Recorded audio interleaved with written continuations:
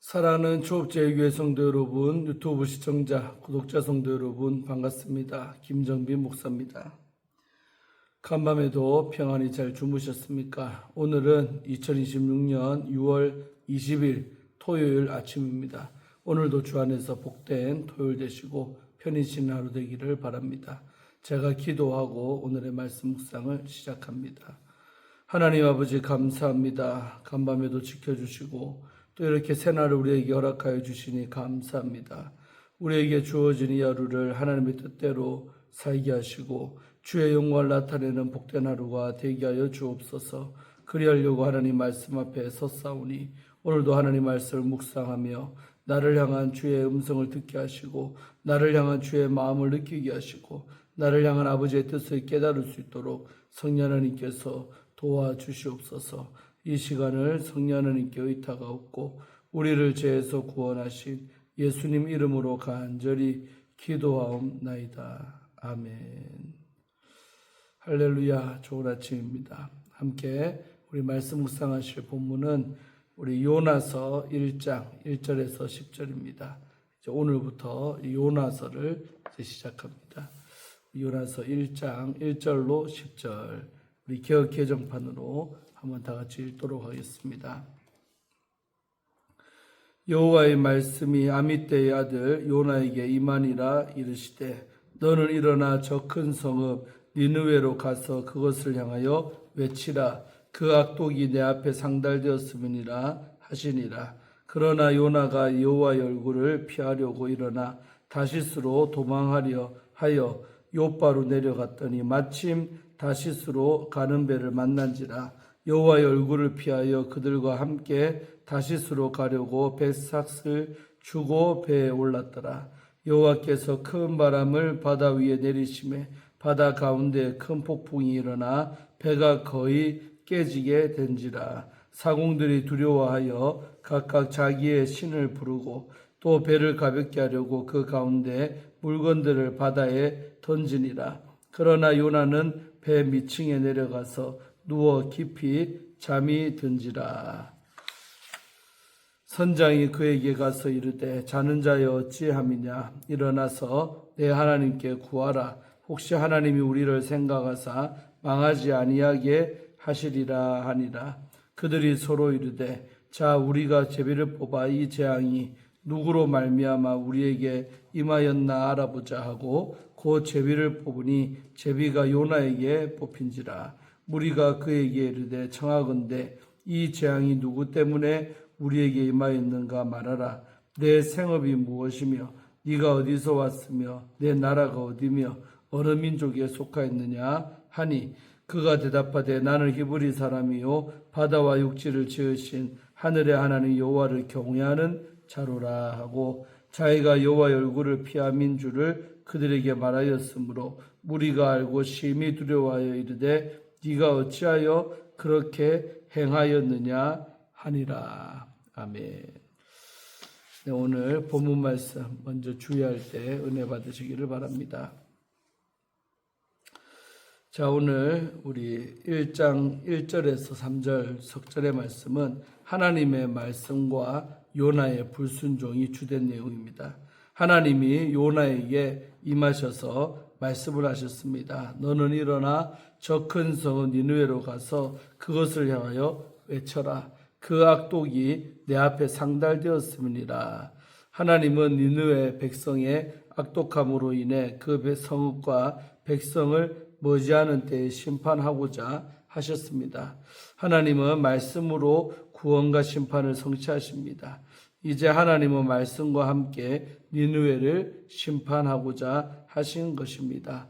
요나서 전체에서 중심 역할을 수행하는 주제는 요나가 아니라 바로 하나님이십니다. 요나서에서 여호와로 번역되는 주는 25번, 또 하나님은 13번, 주 하나님이라는 표현은 한 번 등장을 합니다.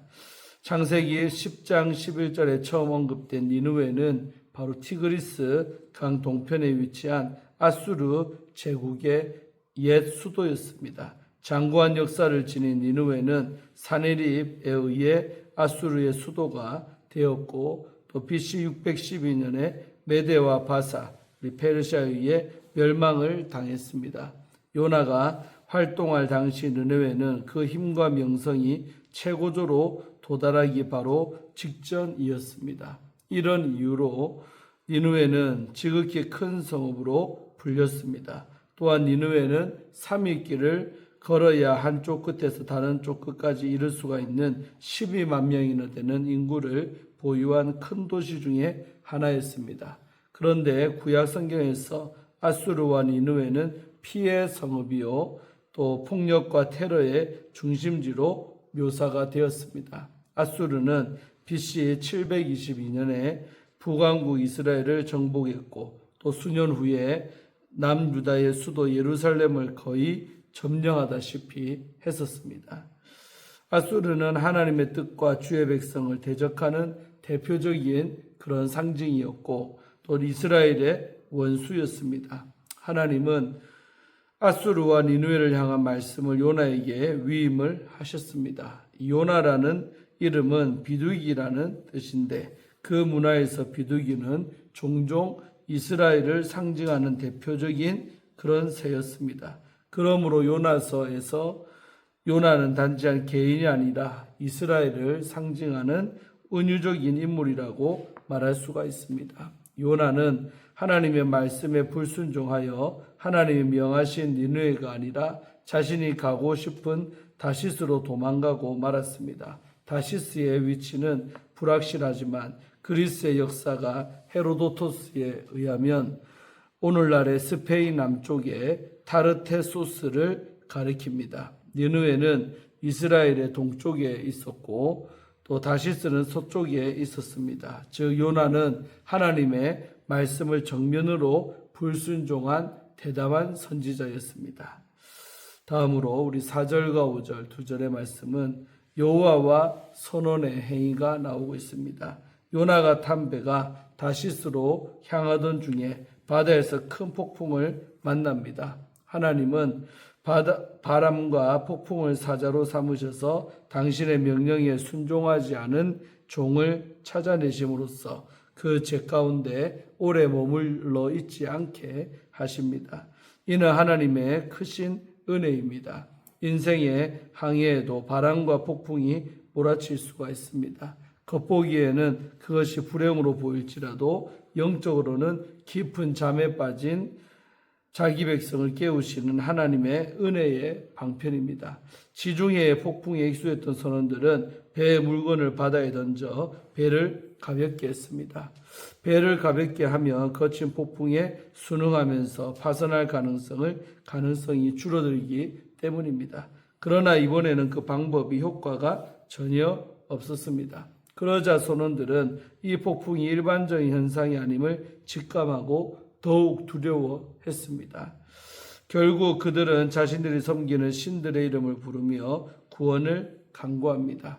그때 요나는 배 밑층으로 내려가 깊은 잠에 빠져 있었습니다. 죄는 흔히 삶의 무감각을 가져오지 않는가?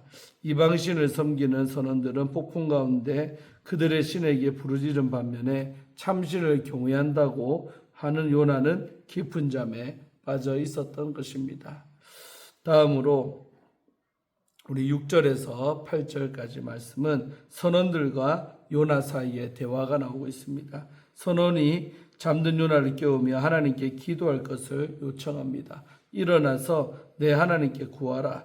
혹시 하나님이 우리를 생각하사 망하지 아니하게 하시리라. 6절이죠. 이 또한 수치스러운 상황이 아닐 수가 없습니다. 어려움이 닥칠 때 선지자가 이교도를 향해 하나님께 기도할 것을 권하는 것이 당연합니다. 하지만 본문은 정반대의 상황을 보여줍니다. 오히려 이교도가 선지자를 향하여 하나님께 기도할 것을 강구를 합니다.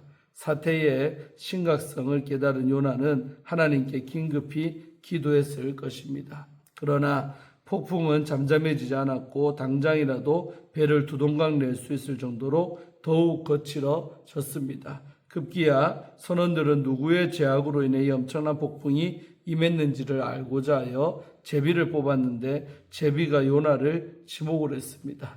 요나는 왜 이런 폭풍이 일어났는지를 설명해야 했습니다. 마지막으로 우리 9절에서 10절까지의 말씀은 요나의 고백이 나오고 있습니다. 요나는 이렇게 대답을 합니다. 나는 히브리 사람이요 바다와 육지를 지으신 하늘의 하나님 여호와를 경외하는 자로다.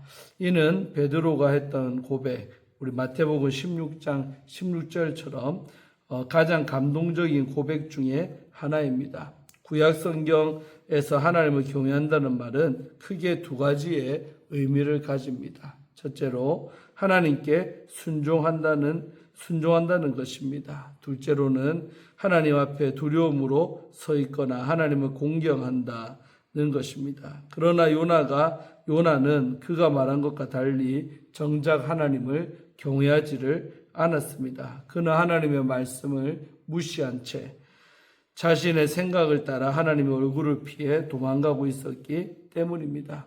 요나의 이 말을 들은 선원들은 심히 두려워하며 떨었습니다. 참으로 아이러니한 상황입니다. 요나의 말을 들을 때 선원들은 하나님을 심히 두려워했습니다. 그러나 요나는 하나님의 말씀을 듣고도 두려워하지를 않았습니다. 선원들은 요나를 향해 외쳤습니다. 네가 어찌하여 그렇게 행했느냐.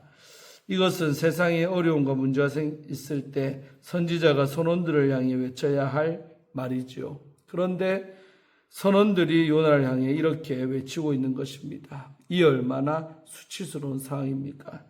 하나님의 얼굴을 피해 다시스로 향하던 요나의 행보는 순탄할 수가 없었던 것이죠.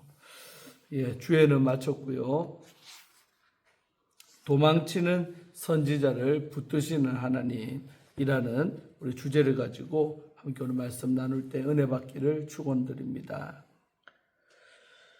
오늘 이 본문의 말씀은 하나님의 명령에 따르기를 거부하고 도망치는 요나 선지자의 모습을 보여줍니다. 요나는 선지자임에도 불구하고 하나님의 말씀을 무시했습니다. 그러자 하나님은 큰 폭풍을 일으키셔서 그의 길을 막으시고 또 그를 붙드신 손을 놓지를 않으십니다. 하나님의 뜻 앞에서 주저하며 피하고 싶은 마음이 들 때 우리는 어떻게 해야 하겠습니까? 자, 첫째로 요나에게 임한 사명과 그의 도피, 우리 1절에서 3절마저 중심으로 살펴보면 하나님은 요나에게 저 큰 성읍 니느웨로 가서 그것을 향해 외치라고 명하셨습니다. 그런데 요나는 하나님의 명령에 순종하는 대신에 반대 방향으로 도망을 칩니다. 니느웨는 이스라엘 억압했던 이방의 도시였습니다. 따라서 요나는 니느웨가 심판의 경고조차 받을 자격도 없다고 생각했을지 모릅니다. 니느웨가 심판의 경고를 듣고 돌이킬 가능성조차 열어놓고 싶지를 않았을 것입니다. 그래 우리도 하나님의 마음을 알고도 순종하지 않을 때가 있습니다. 말씀을 들었고 해야 할 것도 알고 또 순종해야 한다는 것도 압니다. 그런데도 순종이 부담스럽고 두렵게 느껴지거나 순종하면 다른 사람만 유익을 얻는 것처럼 보여서 순종하고 싶지 않습니다. 그러나 성도의 길은 하나님의 말씀 앞에 자신을 내어드리는 길입니다. 그 순종의 걸음을 통해 죄로 깨어진 세상에서 고통으로 신음하는 영혼들을 살리는 복음이 전해지기를 기도드립니다. 둘째로 우리 4절에서 6절 중심으로 보면 요나가 담배를 위협하는 큰 폭풍, 다시스로 향하는 요나의 도피는 성공하지를 못합니다. 하나님이 큰 바람을 바다 위에 내리시고 배가 거의 깨어질 만큼 큰 폭풍을 일으키셨습니다. 모든 선원이 두려워하여 자기 신에게 부르짖고 짐까지 바다에 던집니다. 그런데 아이러니하게도 요나는 배 밑층에서 깊이 잠들어 있었습니다. 하나님이 인도하심에 깨어있어야 할 선지자가 가장 무감각한 상태로 있었던 것이죠. 다시스 행배를 탄 요나는 하고 싶지 않은 일을 피했다는 안도감에 빠져 있었는지도 모릅니다. 그러나 하나님을 떠나 자기로 가는 사람은 참 평안을 누리지를 못합니다. 죄와 불순종은 결국 영혼을 무디게 하고 삶 전체를 흔들어 놓습니다. 사랑하는 성도 여러분, 내 마음이 말씀과 기도 또 순종에서 점점 멀어지고 있다면 그 길은 아래로 내려가는 길입니다. 하나님 앞에서 잠든 영혼이 아니라 깨어 순종하는 성도가 되기를 간절히 소망합니다. 자, 마지막으로 우리 7절로 10절까지 중심으로 보면 큰 폭풍이 임한 이유가 나오죠. 선장이 요나를 깨우며 일어나서 내 하나님께 구하라고 말했습니다. 그리고 제비를 통해 재앙의 원인이 요나임을 알게 됩니다. 요나는 자신이 하나님 여호와를 경외한다고 고백하죠. 그런데 문제는 그의 고백과 삶의 방향이 다르다는 것입니다. 그는 하나님을 경외한다고 말을 했지만 정작 하나님을 피해 도망치고 있었습니다. 그런데 본문에서 더 중요하게 살펴보아야 할 것은 그런 요나를 하나님이 끝까지 붙들고 계셨다는 사실입니다. 폭풍은 요나를 멸망시키기 위한 것이 아니라 그를 멈춰 세우고 돌이키시려는 하나님의 손길이었습니다. 사랑하는 성도 여러분, 하나님은 우리가 도망칠 때에도 우리를 포기하지 않으십니다. 때로 삶의 폭풍을 허락하셔서 숨고 싶던 마음과 잘못된 생각을 드러내시고 다시 돌이키게 하십니다. 그러므로 우리 삶에 흔들림이 찾아올 때 원망하기보다는 하나님의 인도하심에 귀를 기울이는 성도가 되시기를 바랍니다. 사랑하는 성도 여러분, 본문은 하나님의 명령에 불순종하고 도망치는 선지자의 모습을 보여주지만 도망치는 자를 붙드시는 하나님의 손길을 더 분명하게 보여줍니다. 성도는 하나님을 떠나는 길이 더 깊은 혼란에 빠지는 길임을 반드시 기억해야 됩니다. 삶의 폭풍 가운데서도 나를 포기하지 않으시고 다시 부르시는 하나님의 은혜를 바라보고 그분께 돌이키는 성도가 되시기를 간절히 소망합니다. 아멘. 우리 마지막으로 오늘 정재상 우리 목사님이 쓰신 영적 분별을 살다라는 책의 일부분을 읽어드리고 마치려고 합니다. 이냐시오는 초연과 더불어 더욱더 원리를 강조를 했는데 더욱더는 라틴어로 마지스이며 영어의 모어에 해당합니다. 더욱더는 다음과 같이 영적 분별의 중요한 원리가 됩니다. 가령 A라는 방법과 B라는 방법이 모두 하나님께 영광을 돌릴 수 있다고 가정을 할 때 A든 B든 아무거나 선택해도 괜찮을까요? 그렇지 않습니다. 영적 분별이란 A와 B 두 가지 중에 하나님께 더 큰 영광을 돌리는 방법을 선택하는 것을 의미합니다. 그래서 영성 지도자 루이 랄레몽은 마지스 원리를 다음과 같이 설명을 했습니다. 우리는 거룩의 영역에 있어 결코 한계를 정해서는 안 된다. 이제 충분해. 나는 만족해. 나는 더 이상 원치 않아. 그렇게 만족하는 순간 우리는 하나님께 더 큰 영광을 돌리기 위한 모든 노력을 중단하게 됩니다.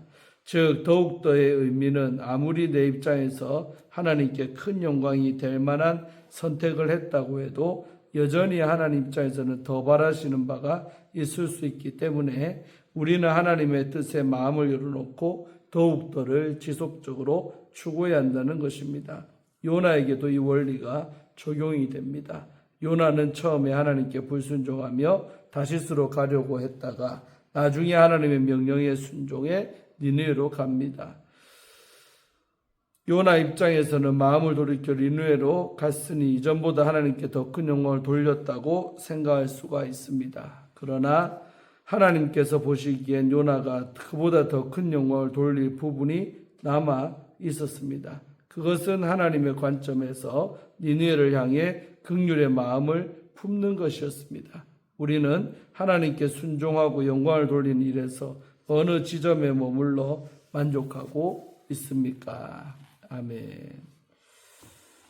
마지막 글도 아주 인사이트가 있는 좋은 글이었습니다. 오늘도 큐티를 마치면서 오늘 이 말씀 우리 주시는 레마의 각자를 향한 레마의 말씀이 있은 줄로 믿습니다. 붙들고 승리하는 우리 모두가 다 되기를 바랍니다. 제가 기도하고 오늘의 큐티를 마칩니다. 하나님 아버지 감사합니다. 오늘부터 또 요나서 말씀을 시작하며 오늘 요나서 1장 이 말씀을 받습니다. 정말 하나님의 뜻을 알면서도 고의적으로 불순종해서 정말로 다시스로 향하던 그 요나의 모습이 행여 우리의 모습은 아닌가 돌아봅니다. 아버지의 뜻을 알면서도 그렇게 순종하기가 싫어서 정말 내 마음대로 살아가는 그런 우리 불순종한 못된 모습들이 우리 안에 있지 않는지를 돌아보기를 원합니다. 아버지 하나님, 그러나 그렇게 불순종해 갔던 요나를 하나님은 포기하지 않으시고 결국 폭풍을 만나게 하고 또 제비뽑기를 통해 그렇게 지목당하게 되고 하면서 요나가 정말 아버지께 다시 돌이킬 수 있는 계기를 주님이 만들어 주십니다. 우리 인생 가운데도 불순종하고 가면 그곳에 형통이 있고 참평안이 있는 것처럼 착각하지만 그것이 아니라 오히려 고통스러운 일도 생기고 정말 큰 폭풍과 같은 환난을 우리가 겪을 수 있습니다.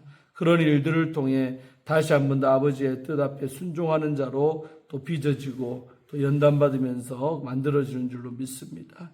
이 오늘 말씀 너무나도 무겁게 우리 마음에 다가옵니다. 오늘 이 말씀 붙들고 우리가 정말 하나님 말씀 앞에 순종하는 그 삶만이 진정으로 참 평안이요 행복한 길임을 우리가 아픔을 겪지 아니하고도 이런 말씀을 우리가 교훈 삼아 또 그렇게 갈 줄로 믿습니다. 정말 어려운 길을 자처하지 않게 하시고 늘 순종하며 아버지의 뜻이 무엇인지 깨달았다면 그 뜻 앞에 내 마음을 죽이고 아버지의 뜻 앞에 순종할 수 있는 우리 모든 성도의 삶이 다 될 수 있도록 도와주시옵소서. 나는 죽고 예수로만 살아가는 그런 복된 우리 모든 성도님들 다 되시기를 주의 이름으로 축원합니다. 영광 받아 주옵소서. 오늘 하루도 지켜주시고 주일도 잘 준비하는 오늘 토요일이 되게 하여 주옵소서. 예수님의 이름으로 간절히 축복하며 기도하옵나이다. 아멘. 할렐루야. 오늘도 좋은 하루 되시고 또 내일 주일입니다. 주일 준비 잘 하셔서 주일 아침에도 큐티하고 또 내일은 특별히 우리 군성교 주일로 지키면서 또 은혜 받는 시간입니다. 오시는 우리 김용선 목사님을 위해서 또 기도하시고 기대하는 마음으로 주일 예배 가운데 나오시기를 바랍니다. 샬롬.